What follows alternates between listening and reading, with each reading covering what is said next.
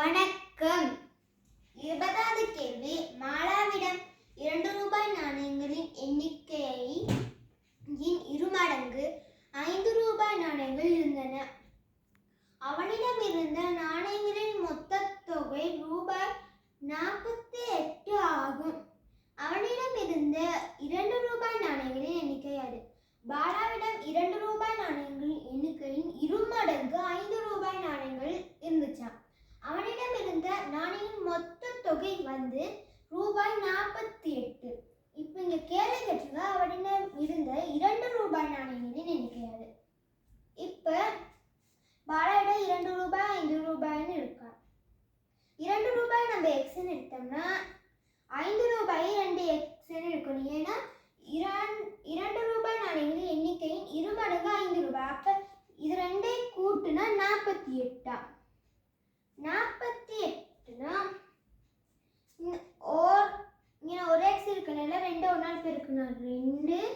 இங்கே 2 எக்ஸ் இருக்கனால அப்போ 5 2 பெருக்கணும் 10. ரெண்டே கூட்டுனா 12. 48 12ஆல பிரிக்கணும். பிரிச்சா 4. அப்ப இதுக்கு 4 2ஆல பெருக்கணும். பெருக்குனா 8. இந்த 8 இந்த 5ஆல பெருக்கணும். 8 5ஆல பெருக்குனா 40. 40ஐயும் 8ஐயும் கூட்டினா 48 சரியா வருது.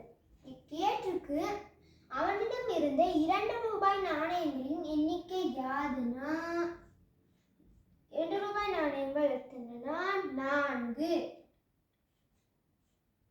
4 நாணய குற்றிகள்.